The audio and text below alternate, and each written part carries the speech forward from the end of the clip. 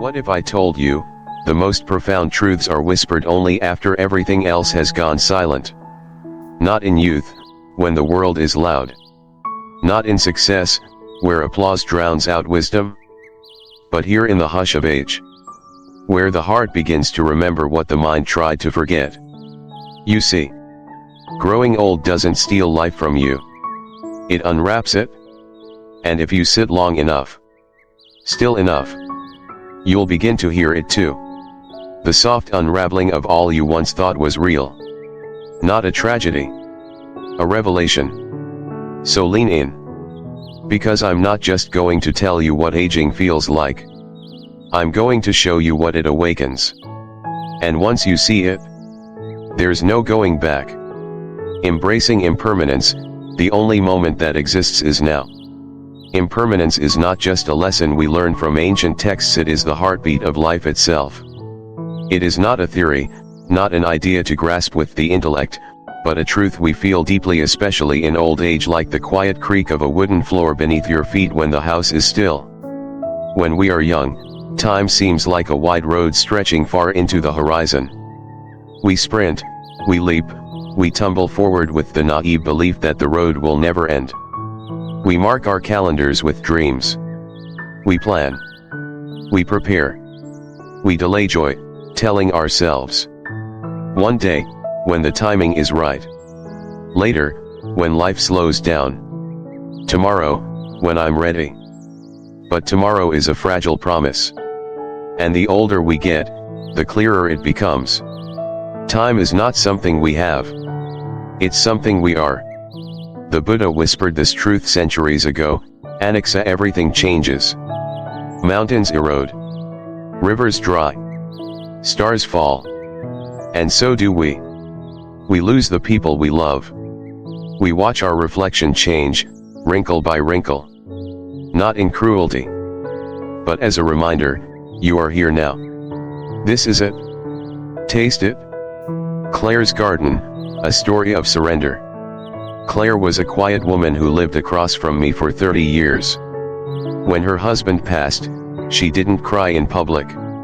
She didn't wear black for long. But every morning, I'd see her sitting on the porch, motionless. Not asleep. Not awake. Just suspended as if time had stopped, but life kept going without her. Then one morning, in early spring, I noticed something different. She was kneeling in the soil, hands muddy, planting marigolds. When I walked over and gently asked why, she looked up, eyes full, voice trembling, and said, "Life took him, but not the earth. And the flowers, they still want to bloom." From that day forward, Claire's garden became something sacred. Not a decoration, not a distraction, but a ritual. Each petal was a prayer. Each fallen leaf, a gentle sermon. She was no longer trying to hold on to what was, she was letting love become something else. That's the beauty of impermanence. It does not erase love. It deepens it, turning it from possession into presence. The man, the tiger, and the strawberry. There is a Zen tale I've carried with me for years. A man runs from a tiger, finds himself trapped at the edge of a cliff. He grabs a vine and dangles. Above him, death. Below him, death. And then he sees a strawberry. Bright. Red. Sweet. He reaches out, plucks it, tastes it, and smiles. He does not defeat the tiger. He does not climb back to safety. He does not pray for rescue. He simply tastes. And that is everything. We keep waiting for the perfect moment, when the world is calm, when fear is gone, when grief is healed. But those moments are illusions. The moment we have is now. Not yesterday, where regret sleeps. Not tomorrow, where anxiety hides. But here, in the steam rising from your tea. In the softness of sunlight touching your shoulder. In the breath entering your lungs. We don't defeat impermanence. We awaken through it. We don't preserve moments. We honor them. By showing up. by breathing in the sweetness. Even as the tiger roars. The changing body, the grace hidden in slowness. There's a kind of grief that sneaks in slowly. Not with tragedy, but with time. It's the quiet heartbreak of realizing your body no longer obeys the way it once did. You drop things more often. You forget why you walked into a room. You bend down and wonder if you'll be able to stand again. But aging doesn't scream. It whispers. And at first, those whispers feel cruel. You're weaker. You're slower. You're no longer who you were. But slowly, if you listen closely, those whispers change. You don't need to rush. You're not here to prove anything. It's okay to move gently now. The grief of aging is real. But within it, there is a profound invitation.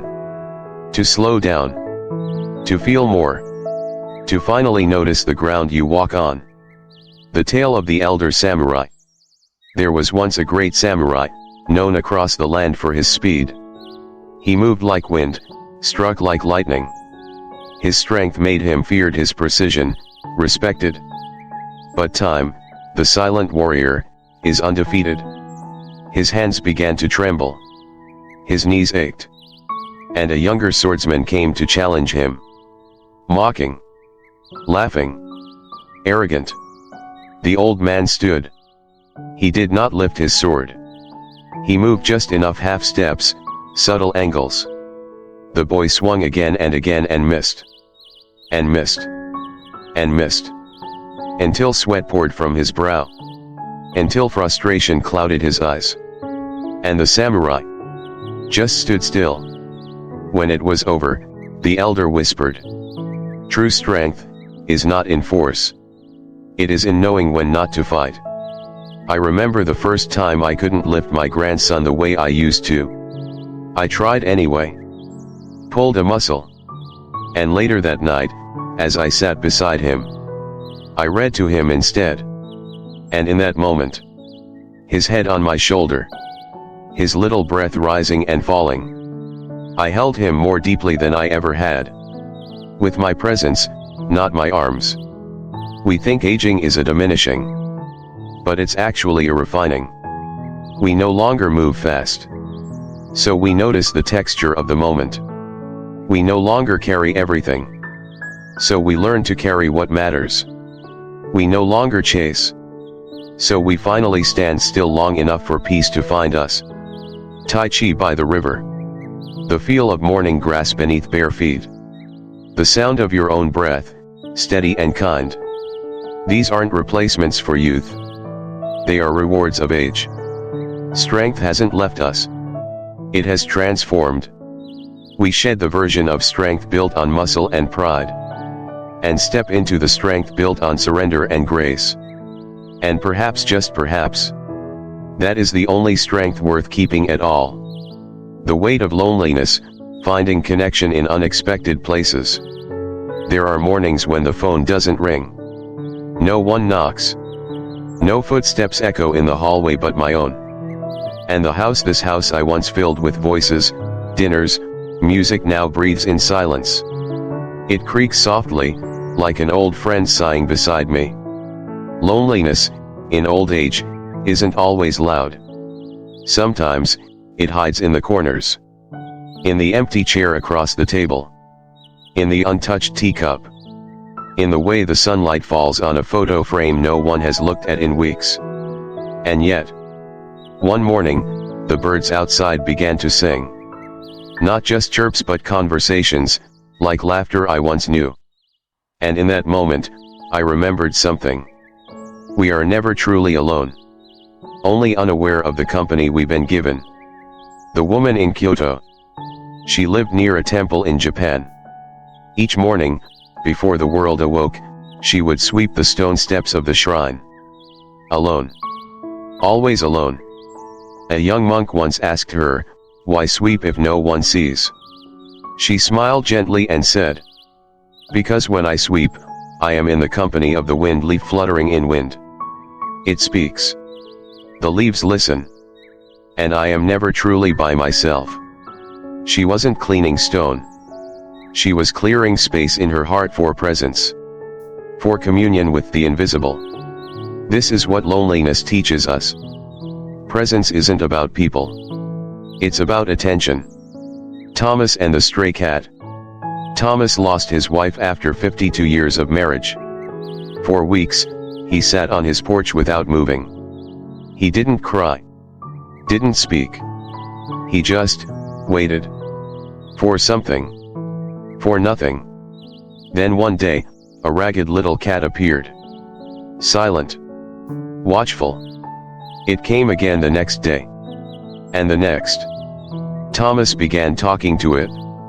Not with expectation, just with presence. He gave it food. Gave it a name. And one morning, he realized. He had begun to live again. Connection doesn't always come in conversation. Sometimes, it comes in soft purring. In eye contact. In simply being there. Margaret and the library. Margaret was a teacher.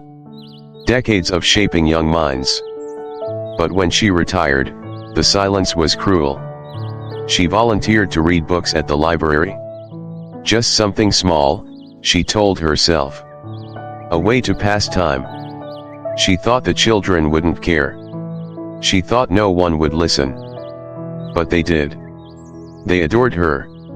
They hung on every word. Not because she was teaching. But because she was present. Because she gave the most precious thing, attention wrapped in kindness.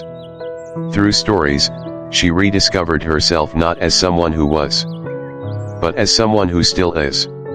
Loneliness may visit. But connection, true, living connection, is always nearby. In the wind. In a small animal's gaze. In the wide eyes of a child. We must only stop looking for it in the past. And start receiving it in the present. Regret, the path you didn't take can still be walked. There are two kinds of silence in the night. The kind that soothes you into rest. And the kind that keeps your eyes open long after the world has gone to sleep. In those hours between midnight and memory, I've often found myself tracing the outlines of the life I didn't live. The life I postponed. The version of myself I kept on a shelf marked someday. I used to think regret was a prison. A cold echo of what could have been. The cities never walked, the hands never held. The words never spoken when they mattered most. But in the stillness of age, I have learned something softer, something kinder. Regret is not a closed door. It is a window. Cracked just enough to let in the air of what is still possible. It's not there to punish. It's there to remind. Eleanor and the art studio. Eleanor had fingers that were made for brushes. Even as a child, she saw light differently. Where others saw water, she saw the dance of reflections. Where others saw shadow, she saw texture. But like many of us, her talent was buried under the weight of living. Marriage. Bills. Routine. Obligation. Survival. She tucked her dreams in a drawer, next to old journals and childhood sketches. Then, at 70, she passed by a studio window. On the glass, in simple, hopeful letters. Beginner class, no age limit. She stood frozen. Time paused. And then, she walked in. Her hands trembled. Her first painting was clumsy, awkward. But her eyes lit up with something she hadn't felt in decades. 1 year later, she held her own exhibition. It wasn't grand. It wasn't perfect. But it was hers.